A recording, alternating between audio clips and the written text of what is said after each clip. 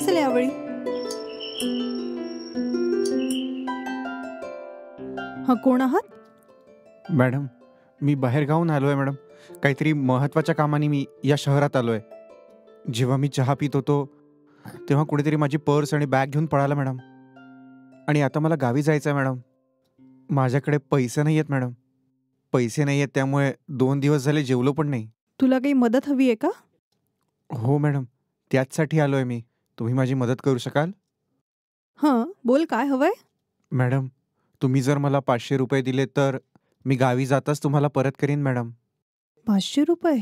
Madam, बघा madam, तुम्ही मला असेच पैसे देऊ नका. माझ्याकडे एक ब्रेसलेट आहे, त्याची किंमत 10,000 आहे मॅडम. या बदली तुम्ही मला 500 रुपये द्या ना मॅडम.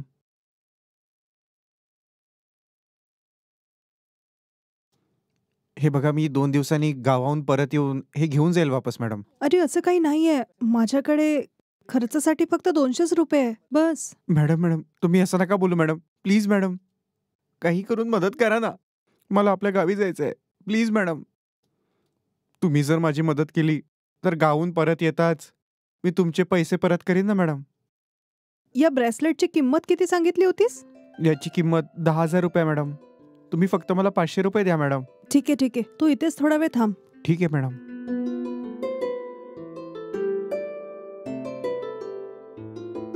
ते दे. हे घे. तुमचे खूप उपकार झालेत. त्या ब्रेसलेटला जरा सांभाळून ठेवा मॅडम. मी 2 दिवसांनी येऊन हे 500 रुपये देऊन हे सोडून घेऊन जाईल मॅडम. बरं, ठीक आहे. तुमचे खूप उपकार झालेत मॅडम. हं.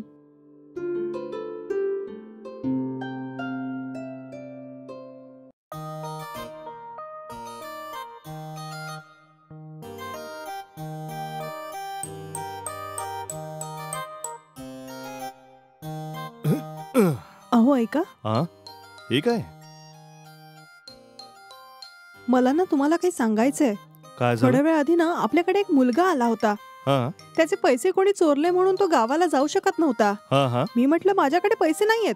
तर तो म्हणाला की माझ्याकडे 10,000 रुपयाचं ब्रेसलेट आहे, ते तुम्ही ठेवा आणि मला फक्त 500 रुपये द्या. हा 10,000च्या ब्रेसलेटला मी नाही कसं म्हणून मी 500 रुपये दिले त्याला. म्हणालाय की 2 दिवसात तो परत घेऊन जाईल. असं झालं का? हो. जरा दाखव, मी बघतो जरा. हा, हे घ्या. अगं अये, त्याने तुला मूर्ख बनवलाय. हा, याची किंमत तो 10,000 रुपये तुला सांगत होता ना. हे फुटपाथवर मिळतं, अगदी 50 रुपयात. हे नकली ब्रेसलेट आहे, कोटिंग आहे. खरंच का? अगं खरं सांगतोय, त्यांनी चांगला चुना लावला तुला. अरे देवा. हॅलो, हा बोला दादा. तू काही खाल्लं की नाही? हो, खाल्लंय दादा. खोटं का बोलतेय माझ्याशी तू? तुझ्या आवाजावरूनच कळतंय की तू काही खाल्लं नाहीयेस म्हणून. जेव्हापासून तुझा नवरा गेलाय तेव्हापासून तू अशीच वागतेस. असं करून कसं चालेल? मी तुला एका बाबाजीचा ऍड्रेस देतो. फक्त एकदा जाऊन तू त्या बाबाजींचं दर्शन तर घेऊन ये. त्यांच्या दर्शनानेच तुझ्या सगळ्या समस्या दूर होतील. कळलं का तुला? बरं, ठीक आहे. ठीक आहे.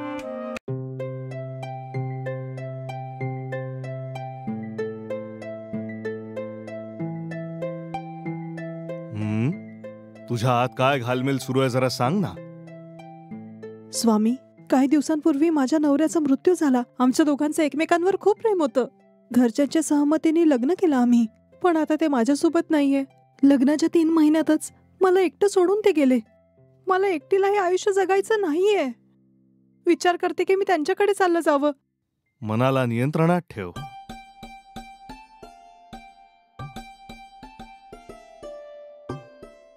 लक्षपूर्वक ऐक देवी. या प्रपंचात जन्म घेणाऱ्या प्रत्येक मनुष्याला एक ना एक दिवस जायचंच असतं. जर माझ्या आज्ञेनुसार चालशील तर तुझं आयुष्य धन्य होईल देवी. काय स्वामी, सांगा ना, मी अगदी तसंच काही करील. या आश्रमात पूर्ण 48 तास पूजा करत राहिल्यानंतर तुला माझी सेवा करावी लागेल. हो, ठीक आहे स्वामी. तुमच्या म्हणण्यानुसार जर मी इथे राहिली तर माझं सगळं दुःख संपून जाईल का? काळजी नको करू, तुझी सगळी दुःख संपतील. तत्पश्चात तुझ्या आयुष्यात प्रकाशच प्रकाश आहे. या आश्रमात तू राहशील तर तुला भोजनासकट सगळं मिळेल. मग देवी, तू इथे राहशील की नाही? ठीक आहे स्वामी. मला कधीपासून इकडे यावं लागेल? कुठल्याही क्षणी येऊन तू इथे राहू शकतेस देवी. हे तुझ्यावर अवलंबून आहे देवी. इथेच राहून तना मनाने तू या स्वामीची सेवा कर. तू तयार आहेस की नाही? तयार आहे स्वामी मी. सध्या या स्वामींसाठी तू फ्रीज मधून ज्यूस घेऊन ये जा.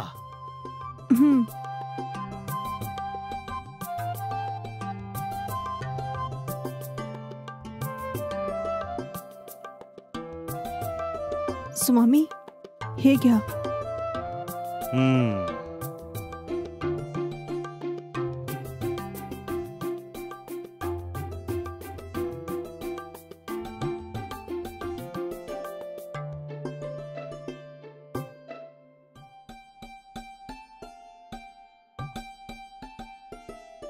तू इथे अशी का उभी आहेस? ये माझ्या जवळ येऊन बस ना.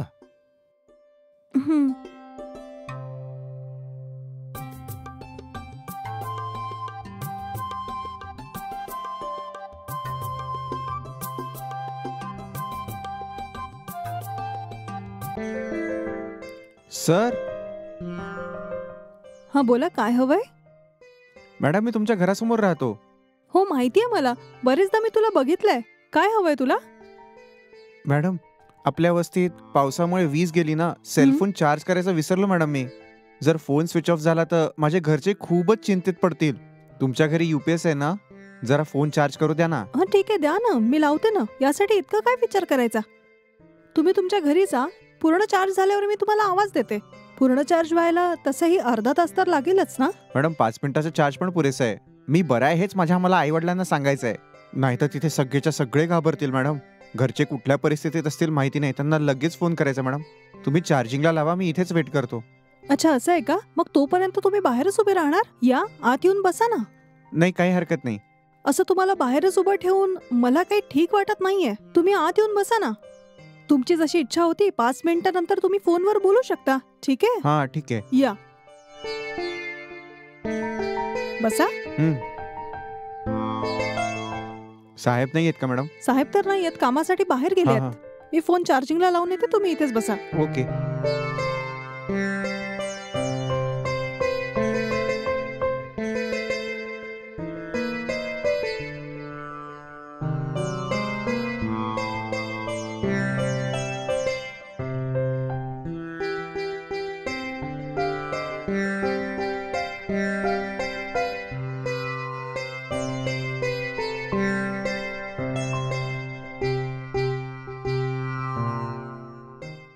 ए तू समोरच्या घरात राहतोस ना? हो. इथे काय करतोयस तू? सर माझ्या फोनमध्ये चार्जिंग नाहीये. मोबाईल चार्ज करायला मॅडमला दिलंय मी. पॉवर आल्यावर तू स्वतःच्या घरी चार्ज करू शकतो ना. इथे येऊन आम्हाला काय डिस्टर्ब करतोयस? सर अख्खी रात्र वीज नव्हती सर. आता माहिती नाही कधी वीज येईल, म्हणून इकडे चार्ज करायला आलो. तुम्हाला त्रास झाला असेल तर माफ करा सर. काही वेळासाठी फोन नाही वापरला तर काही होणार नाहीये. आम्हाला काय डिस्टर्ब करतोयस तू? सॉरी सर, मला माफ करा. सॉरी वगैरे काही नाही होणार आहे. घरात कोणी माणूस नाही पाहिल्यावर घरी येऊन बसता तुमच्यासारखे लोक. अक्कल नाहीये का? Sorry sir. स्वतःच्या आनंदासाठी माझा आनंद का संपवतोयस? सॉरी सर, चुकून आलो. मॅडम माझा फोन द्या. मॅडम काय झालं? तुम्ही असे उगाचच काही का बोलताय? फोनची बॅटरी पूर्ण संपली होती म्हणून ते चार्ज करायला आले होते. ते तर बाहेरच उभे होते. मीच त्यांना आत येऊन बसायला सांगितलं. मग तर इतकं काय झालं या सगळ्यात? ते आपल्या समोरच्या घरातच तर राहतात. उद्या जर आपल्याला काही मदत लागली तर त्यांनाच बोलवणार आहोत ना. छोट्याशा गोष्टीसाठी इतका राग करताय तुम्ही? हे बघायला तुम्हालाच बरं वाटतंय का? सांगा. तुम्ही बसा भाऊ, ते तसेच आहेत. तुम्ही वाईट वाटून नका घेऊ. Sorry sir. शिट. तुम्ही बसा. अरे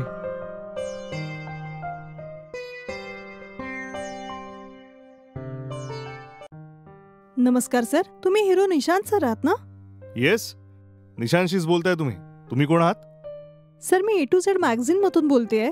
तुमचा एक इंटरव्ह्यू घ्यायचा आहे, तुम्हाला चालेल का? ओ इंटरव्ह्यू? नक्कीच घेऊ शकता तुम्ही. हो सर. तुम्हाला माझा इंटरव्ह्यू का घ्यायचा आहे हे मला नक्कीच माहिती आहे. तुमच्या मॅगझिनसाठी इंटरव्ह्यू देईन मी. तुम्ही येऊ शकता. Okay sir, thank you. मी कधी येऊ सर? सध्या तर मी एकदम फ्री आहे. आता येणं जमेल? ओके सर, मी आता येते. मी तुम्हाला व्हॉट्सअपवर लोकेशन पाठवतो. लवकर आलात तर बरं होईल. ओके सर, मी लगेच निघते आणि येते. Thank you sir. ओके.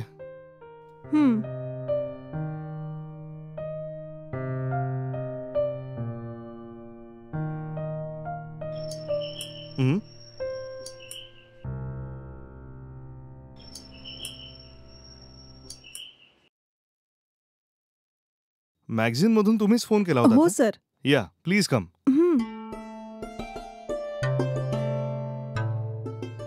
बसा ना. Thank you sir.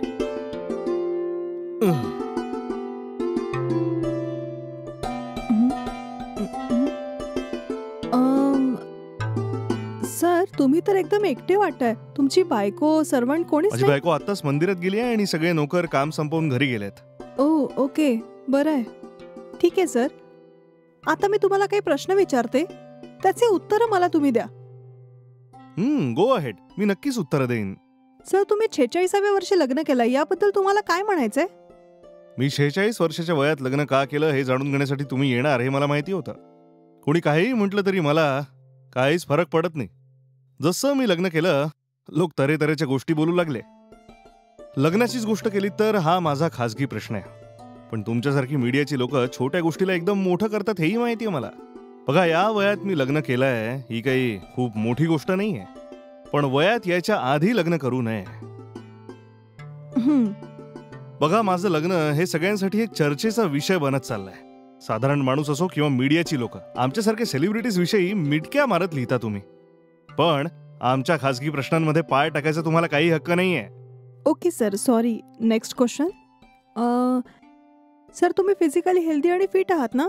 बघा, रोज सकाळी 4 वाजता उठून जिमला जाऊन एक्सरसाइज करतो आणि नंतर योगा करतो. त्यानंतर शूटिंगला जातो. तुम्हाला हवं असेल तर माझी हेल्थ रिपोर्ट सुद्धा तुम्हाला द्यायला मी तयार आहे.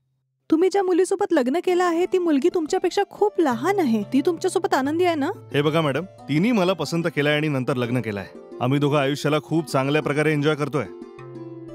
हां. Okay sir, thank you. Okay, thank you.